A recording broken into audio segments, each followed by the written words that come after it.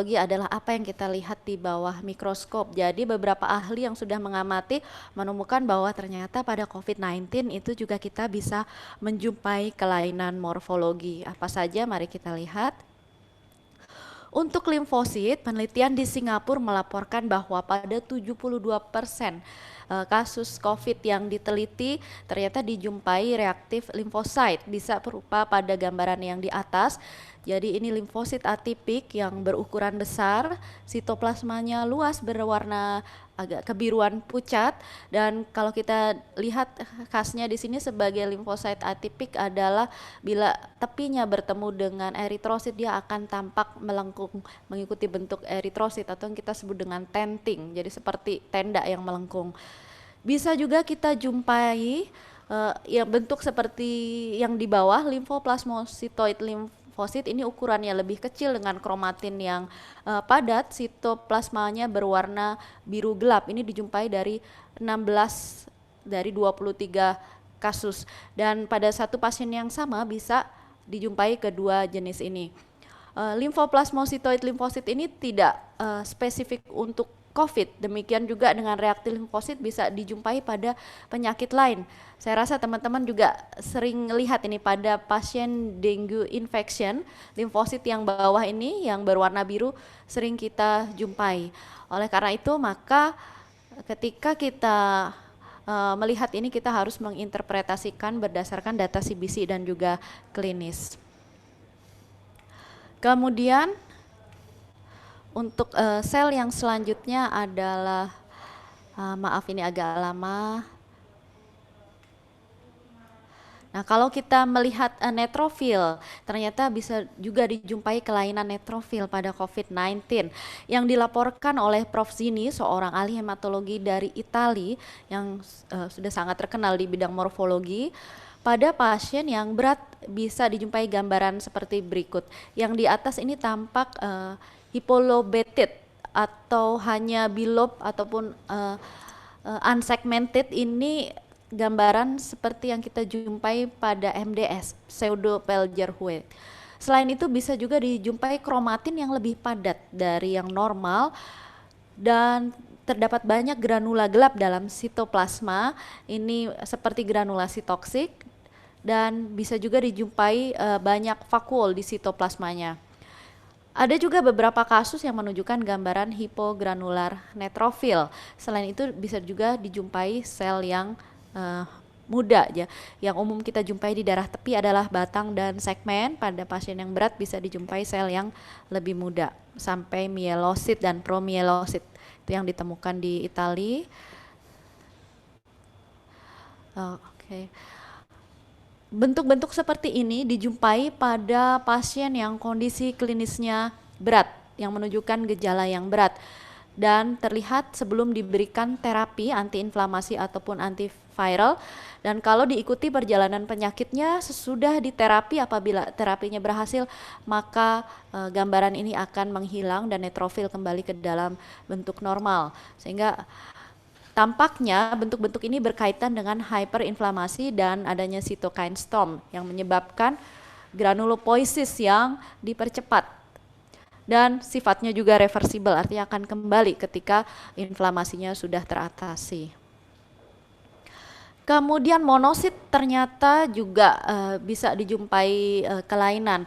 Kalau dari segi jumlahnya tidak banyak berbeda antara pasien COVID-19 dan orang normal seperti tampak yang di atas ini dari penelitian di China.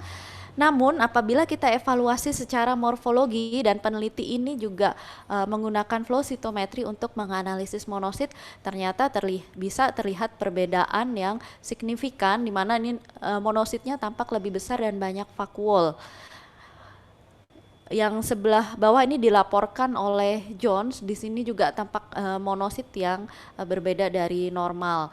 Dan kelainan morfologi serta fungsional ini dijumpai terutama pada pasien yang kondisinya berat. Untuk trombosit kelainannya tidak banyak dijumpai, namun ada kalanya bisa didapatkan giant trombosit. Oke, kalau kita melihat kelainan abnormalitas Pada morfologi, maka yang perlu dipertimbangkan yang pertama, apakah ini memang patologis atau artifaktual. Artifaktual itu artinya bukan kelainan yang sebenarnya, tetapi ini bisa dipengaruhi oleh kondisi spesimen dan kualitas sediaan kita. Oleh karena itu, maka evaluasi morfologi harus selalu dilakukan dengan menjaga quality of specimen, hapusan dan juga pewarnaan, dan evaluasinya harus dilakukan secara sistematik. Kemudian apabila kita sudah yakin memang semuanya baik, kondisi sediaan kita bagus dan ini memang kelainan patologis, maka kita perlu bedakan juga apakah ini kelainan yang bersifat reaktif atau klonal. Klonal maksudnya berkaitan dengan keganasan hematologi. Karena seperti kita tahu tadi, pseudo-Pelger-Huey ini seringkali dijumpai pada kelainan hematologi. Nah, dari sini untuk membedakan tentu kita harus menganalisis juga dengan CBC datanya, bukan hanya sediaan, namun setiap kali kita evaluasi sediaan hapus kita harus selalu juga menganalisis data CBC-nya. Selain itu kita lihat bagaimana populasi leukosit di dalam sediaan pasien tersebut. Apakah, kalau guru saya suka bilang, apakah dia monomorfik ataukah polimorfik, artinya apakah selnya bervariasi. Jadi pada keadaan normal sel-sel darah yang ada di darah tepi itu harusnya bervariasi, ada berbagai jenis sel. Tetapi bila yang muncul di situ yang kita jumpai hanya sel-sel tertentu dalam jumlah dominan, kita patut curiga jangan-jangan itu ada keganasan, seperti misalnya leukemia akut atau CLL yang kita tahu bahwa selnya lebih seragam, ada dominasi sel tertentu. Kita cari juga apakah ada sel blast. Apabila ada sel muda sampai tahap blast, biasanya berkaitan dengan keganasan hematologi.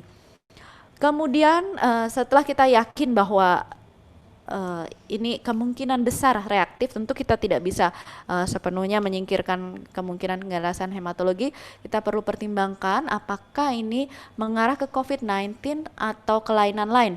Ini tentunya pada pasien yang diperiksa pertama kali, karena seperti tadi disebutkan di depan, ada juga kelainan dengan morfologi yang mirip seperti dengue infection yang sering kita jumpai di Indonesia.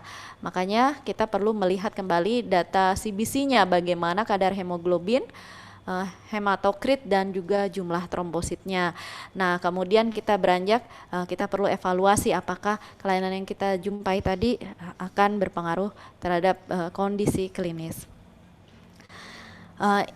Ini adalah penelitian yang dilaporkan sudah cukup lama sebenarnya, tapi masih relevan dan akan terus relevan saya rasa, bagaimana efeknya apabila darah itu disimpan dalam waktu yang cukup lama sebelum dibuat sediaan hapus. Kita lihat darah EDTA yang dibuat sediaan hapus dalam periode yang lama bisa muncul kelainan yang mirip seperti yang tadi, hypolobated, jadi seperti pseudo-Pelger-Huey juga, jadi bandnya juga banyak. Kemudian di bawah tampak monosit yang meningkat vakuolnya, ini bisa mirip dengan kelainan yang tadi ataupun pada kelainan hematologi. Dan di sini terlihat bahwa darah yang disimpan pada suhu ruang, dia akan lebih cepat mengalami banyak perubahan. Darah EDTA pada suhu ruang pada 4 jam dan 12 jam itu sudah mulai terlihat berbagai kelainan yang kita sebut artifaktual. Untuk kita bisa mendapatkan manfaat yang optimal dari pemeriksaan hematologi, tentu kita harus yakin bahwa hasil yang kita dapatkan akurat dan alat yang digunakan menggunakan teknologi yang dapat diandalkan. Pada alat Siemens Advia, analisis leukosit dilakukan pada 2 channel independen yang dilakukan secara simultan, yaitu terlihat di sini ada channel baso dan channel perox. Teknologi yang digunakan adalah menggabungkan cytochemistry dan flow cytometry, di mana melalui reaksi dari cytochemistry kemudian sel ditembak dengan laser dan dianalisis untuk scatternya untuk kita melihat bagaimana ukuran sel, dan kemudian yang terlihat di sumbu X adalah kompleksiti dari nukleernya ataupun aktivitas dari peroxidase. Jadi di sebelah kanan kita lihat sel dapat dikelompokkan berdasarkan ukuran dan aktivitas peroxidase-nya menjadi berbagai tempat di sana. Kemudian yang di sebelah kiri basofil karena merupakan sel yang istimewa, dia perlu metode yang tersendiri, dan ini juga cara untuk channel di sini adalah merupakan channel yang digunakan untuk mengukur jumlah leukosit dalam darah. Kalau kita lihat di sebelah kanan ada berbagai sel di tempatnya masing-masing, klasternya masing-masing. Kalau kita melihat gambaran ini nih, setelah hasil dicetak dari alat ya, setelah dilakukan pemeriksaan, maka kita bisa melihat dalam bentuk tercetak atau di layar, maka pola-pola warna-warni ini, cluster of cell ini bisa memberikan petunjuk kepada kita apakah ada kelainan di dalamnya, baik dari komposisi sel maupun morfologinya. Dan kalau kita lihat di sana, mungkin ini agak kurang familiar, ada yang disebut dengan LUC. Apakah LUC itu? LUC adalah sel yang ukurannya cukup besar, kan dia terlihat di atas, namun aktivitas peroxidase-nya kurang. Sel-sel tadi ini kita lihat ada yang aktivitas myeloperoxidase-nya tinggi seperti neutrofil, eosinofil, dan monosit, ini ada di sebelah kanan, sedangkan yang sebelah kiri yang MPO-nya negatif. Nah, lanjut dengan LUC. LUC merupakan sel yang lebih besar dari limfosit normal namun tidak terwarnai dengan peroxidase. Ini bisa dijumpai pada berbagai jenis sel yang abnormal seperti misalnya blast ataupun juga limfosit atipik, sel plasma maupun limfoma. Atau juga bisa yang berada di area situ adalah neutrofil dengan defisiensi myeloperoxidase. Oke. Oleh karena itu, bila kita jumpai LUC yang tinggi lebih dari cut off, maka ini merupakan suatu peringatan bahwa kemungkinan ada sel yang abnormal di dalam darah yang memerlukan evaluasi sediaan apus untuk kita bisa melakukan identifikasi sel apakah tersebut. Kemudian parameter lain yang juga kita bisa manfaatkan adalah ini maaf, slide-nya agak kesulitan, belum berubah slide-nya. Oke. Yang dikenal dengan myeloperoxidase index, ini salah satu parameter yang khas pada alat yang kami gunakan.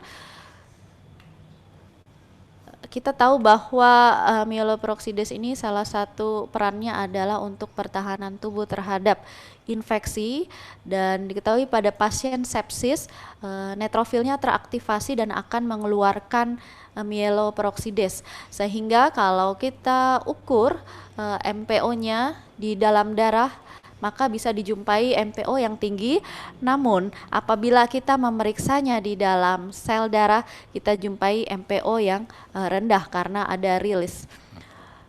Sedangkan untuk reference range-nya tampak di sebelah kiri. Di kanan atas terlihat bagaimana scattergram yang normal dan dengan MPXI yang normal. Yang dilaporkan oleh Prof. Gina sini yang bawah adalah pada pasien COVID-19 dengan kondisi yang berat dan juga ada kelainan pada neutrofil, maka MPXI-nya rendah. Dan kalau kita lihat di situ populasi selnya bergeser ke kiri karena rupanya banyak neutrofil ini yang sudah mengeluarkan MPO-nya sehingga MPXI-nya menjadi rendah, dan juga ada kelainan-kelainan morfologi. Kita perlu juga memperhatikan flags atau peringatan yang dikeluarkan oleh hematology analyzer. Flags ini ada yang berkaitan dengan sistem ataupun berkaitan dengan selnya, baik pada hemoglobin, kemudian flags eritrosit, flags trombosit, dan flags leukosit. Untuk COVID-19 yang bisa kita jumpai adalah flags pada leukosit. Pada umumnya dia muncul peringatan adanya limfosit atipik apabila dijumpai kelainan morfologi limfosit seperti yang dibahas di depan tadi. Yang perlu kita cek juga ada kelainan lain nggak, seperti misalnya peringatan adanya BLAST, immature granulosit, dan MPO defisiensi. Nah, apabila ada warning seperti ini, maka kita harus melakukan evaluasi dari sediaan hapus darah tepi untuk mengidentifikasi sel tersebut dan melakukan differential count secara manual bila diperlukan. Nah, sebagai ringkasan yang pertama, ternyata kelainan hematologi itu merupakan salah satu hallmark dari infeksi COVID-19. Kelainannya bisa berupa kelainan kuantitatif yang sudah sering kita dengar seperti limfopenia dan neutrofilia yang akan juga berujung pada NLR yang tinggi. Kemudian yang kedua, ternyata juga bisa terdapat kelainan kualitatif, yaitu kelainan morfologi dari limfosit, neutrofil, dan monosit. Parameter hematologi baik CBC maupun hitung jenis serta evaluasi morfologi dapat bermanfaat untuk pemantauan pasien COVID-19 dan memprediksi bagaimana kemungkinan progresi selanjutnya. Dan hematologi analyzer memiliki peran yang penting untuk kita bisa mendapatkan data kuantitatif yang akurat, serta juga peringatan adanya sel yang abnormal yang memerlukan evaluasi morfologi lebih lanjut. Terima kasih atas perhatiannya. Ya, terima kasih sekali Dokter Lydia atas pemaparannya ya untuk topiknya pada siang hari ini, Dok. Menarik sekali Dok untuk materi yang disampaikan ya. Seperti yang Dokter